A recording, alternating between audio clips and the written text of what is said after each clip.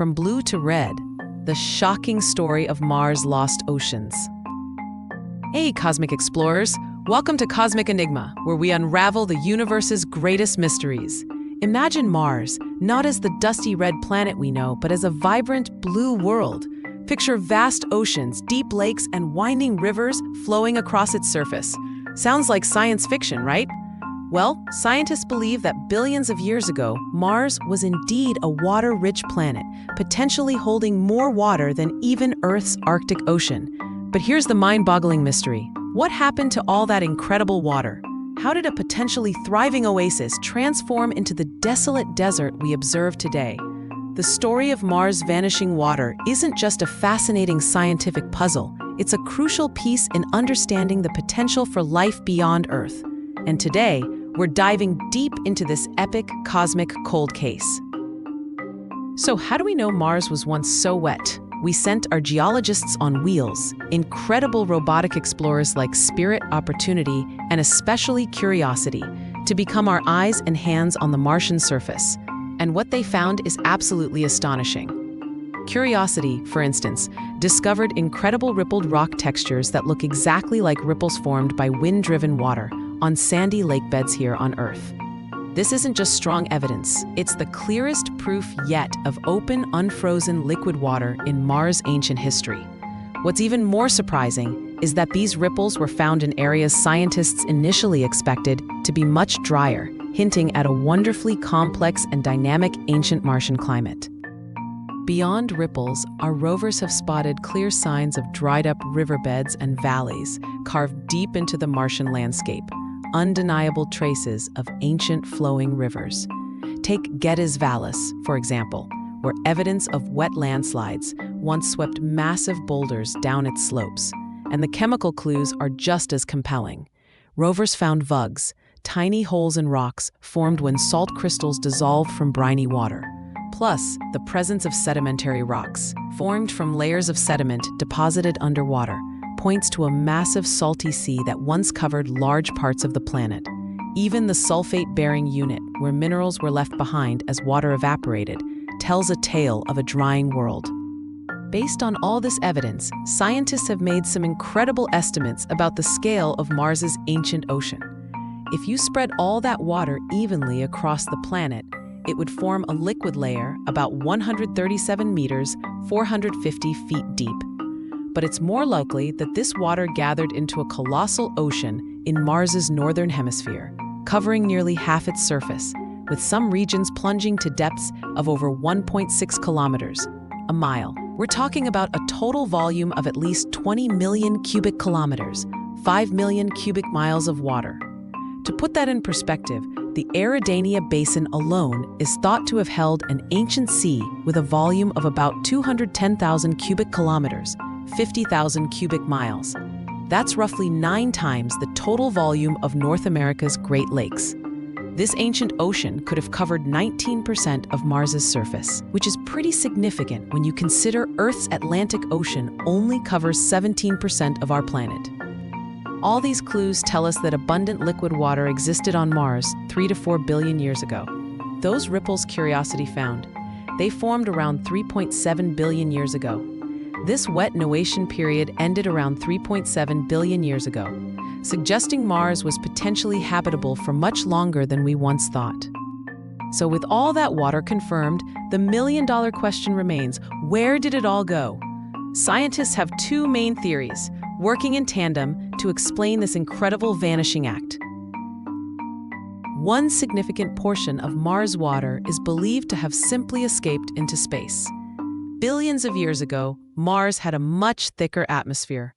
But unlike Earth, which has a powerful global magnetic field protecting it, Mars lost its magnetic field very early on.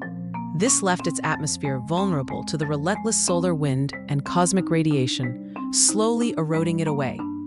The most crucial clue for this process comes from studying water isotopes. Our familiar water is H2O, but there's a heavier version called HDO, where one hydrogen atom is replaced by deuterium. Scientists measured the deuterium to hydrogen DH isotope ratio in Mars' atmosphere today and compared it to water trapped in an ancient Martian meteorite. They found that Mars' current DH ratio is 5 to 10 times higher than Earth's standard ocean water. This is a strong indicator. The lighter H2O molecules escaped more easily, leaving behind a higher concentration of the heavier deuterium in the remaining water. This DH ratio is a powerful tool, allowing scientists to estimate the colossal amount of water that literally evaporated into space. And this atmospheric escape isn't just a thing of the past, it's still happening today. NASA's MAVEN orbiter has provided crucial data on how water is still being lost. MAVEN observed a surprising amount of water in Mars' upper atmosphere, about 160 kilometers, 100 miles above the surface. At this altitude, water molecules are quickly broken down by ions, and their byproducts are then lost to space. This process changes with the seasons and is dramatically amplified by dust storms. When Mars is closest to the Sun, the planet warms up, and more water, in the form of surface ice, moves into the upper atmosphere. Regional and global dust storms further heat the atmosphere, accelerating this upward movement of water. During global dust storms, the amount of water transported to the upper atmosphere can be 20 times higher than normal. For example, a single 45-day global dust storm can cause Mars to lose as much water as it would during an entire calm Martian year, 687 Earth days. This shows that atmospheric escape is a dynamic process, supercharged by Mars's unique climate phenomena. Another factor is Mars's lack of an effective hygropause. On Earth, this is a cold atmospheric layer that condenses water vapor, keeping it close to the surface. But on Mars, this layer is likely too warm, allowing water vapor to travel higher and escape more easily. Scientists estimate this atmospheric escape could account for the loss of a global ocean about 43 centimeters, 17 inches deep, with an additional 17 centimeters, 6.7 inches lost just due to global dust storms. While some water vanished into space, a significant portion took a different path. It got locked away underground. This is a crucial alternative theory, suggesting that much of Mars' water didn't actually leave the planet, but simply moved from the surface deep into its crust. Recent research from the University of Texas at Austin has shed light on this process. Using computer models, scientists estimated how long it would take for water to seep from Mars' surface down to deep underground aquifers.